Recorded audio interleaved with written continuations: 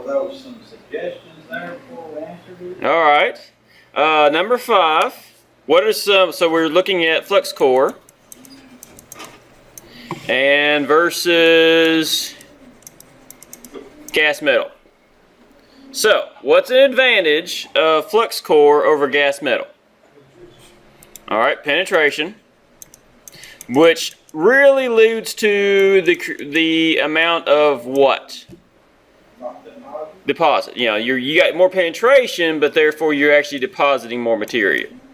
So you get your actual true benefit, even though penetration technically is a component. Your actual deposition or depositing of material is the biggest advantage. But there are some others. You have the equation in front of you. Yeah. Yeah. Yeah. Have you not sent your file in? Yeah, I sent no. Oh. I mean, we were sent out. Really? Yeah. Oh well. Dang it.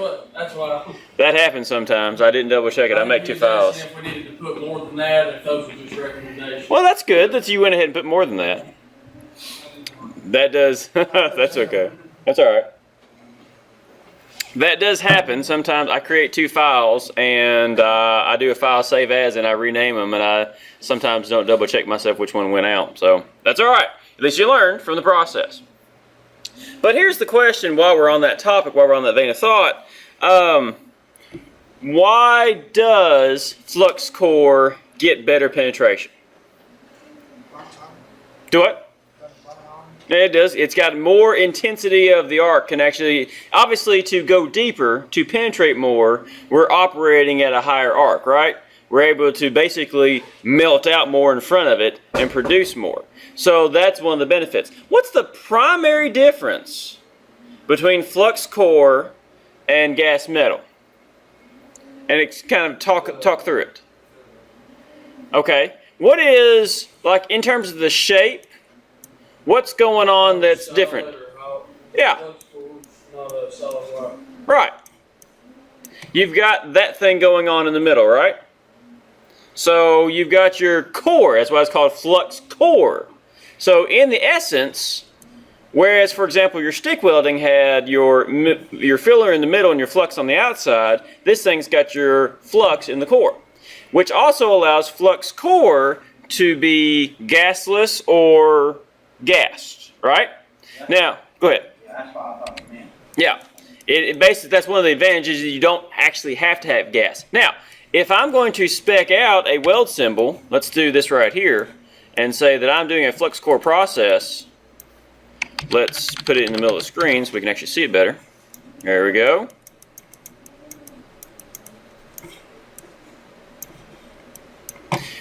What do I do to identify that this is a gasless process on the weld detail?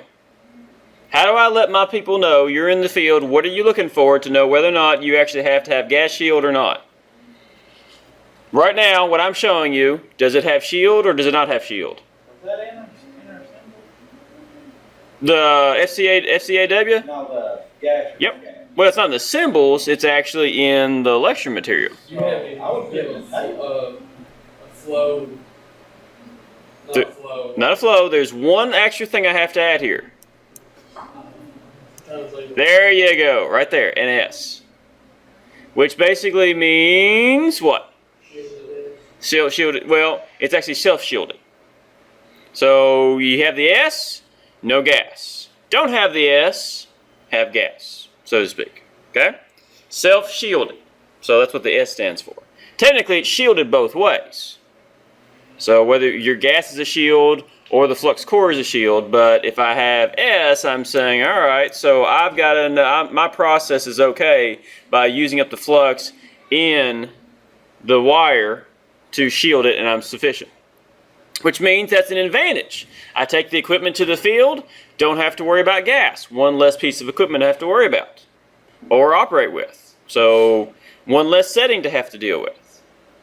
So not a whole major difference between flux core and some of the other processes, so won't spend a whole lot of time on that one. But any questions on it that you want to ask? Well, here's a question then. since I inadvertently gave out the answers in my quiz, what did you question any of my answers? Or did you just blow through it and roll on?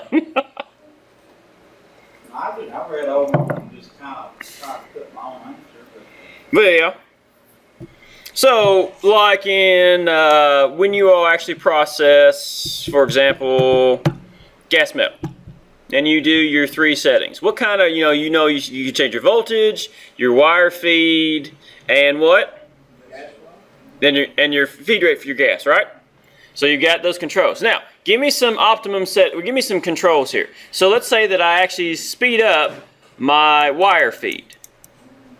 Would I speed up my gas or reduce it? Up or down?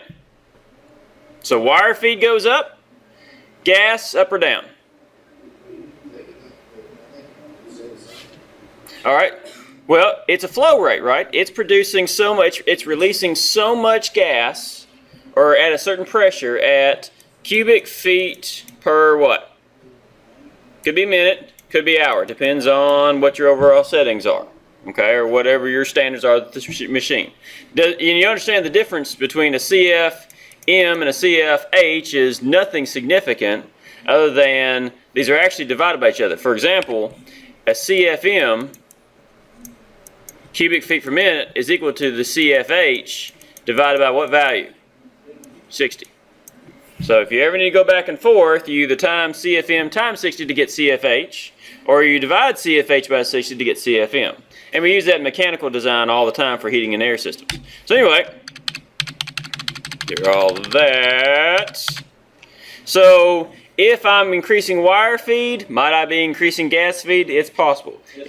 Is there conditions where we might actually keep it the same value or keep it a certain pressure? Also possible too. Voltage. Why would we bother? When would it be the time when we actually increase the voltage? What's the objective with increasing voltage?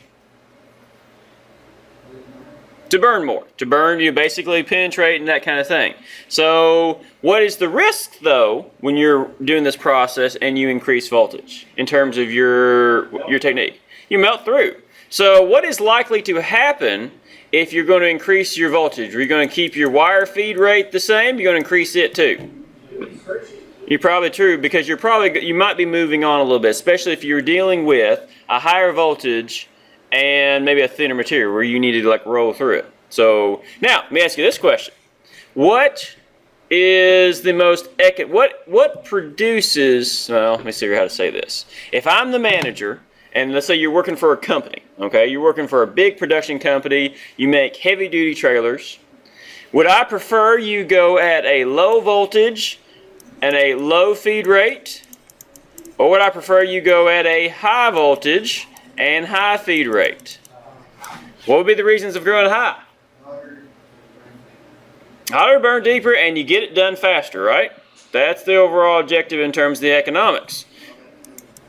It is all about time, and time is money. We want the least amount of time that we can possibly spend on producing, but get the right results. Yep. And you said a heavy-duty trailer, that should mean thicker metal. Now that should mean thicker metal. I wanted to establish that we're doing something because we can increase voltage to get through it, but we want the idea of a good, clean weld and quickly. Quickly and efficiently is the name of the game for any kind of production process.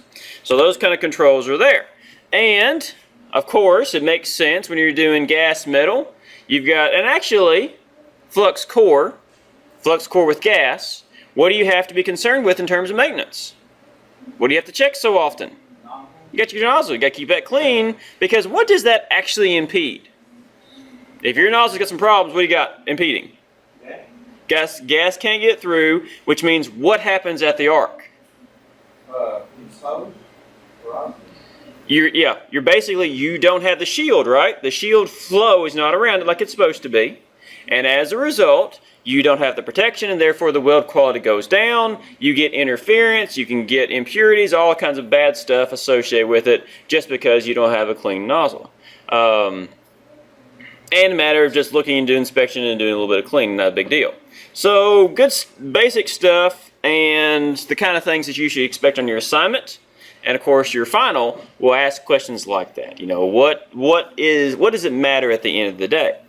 So, and of course, there was the one question of ferrous and non-ferrous, which is what? Like magnet, not magnet, magnet. It's not. It's not that. It's what? Iron. Iron and no iron. Now, don't get me wrong. Magnetic components or result of that is there, but what actually boils down to at the very end of the day is how much, if there's iron in the material or not. By the way, you know, aluminum obviously not made out of iron. What's aluminum made out of? You might know. It's a bauxite clay. It's actually one of the highest, the most prevalent material on Earth. Actually, or one of the top 5. It's really, really high. We got a lot of base material to make aluminum out of. However, we didn't start doing it. Actually, I think, what is it? The Washington Monument, it had as a very expensive top piece at the time because it was actually made out of aluminum back in the day. But obviously now we do tons of aluminum. Magnesium will be that thing one day eventually when we'll have lots of it. So ferrous, non-ferrous, there you go. Yep. And I put the word steel. Now steel's actually not iron. Steel is not iron. It has iron in it, but what is steel to us? What is the component that is added to iron or built into the process of making steel that makes it different? Carbon. Carbon is a factor in our design. The carbon component in the creation of steel changes steel properties significantly. A little bit beyond the scope of what we're talking about, but just be aware that our carbon steel makes a difference, gives it totally different properties that we like. Because iron itself is actually kind of a soft metal. It's doesn't have that nice hard properties that we want. We start introducing carbon into the mix to get what we want out of it. So, a little bit of metrology there for you. So, interesting stuff, and matters a whole lot in terms of your performance of material, which is what we talked about in previous lessons.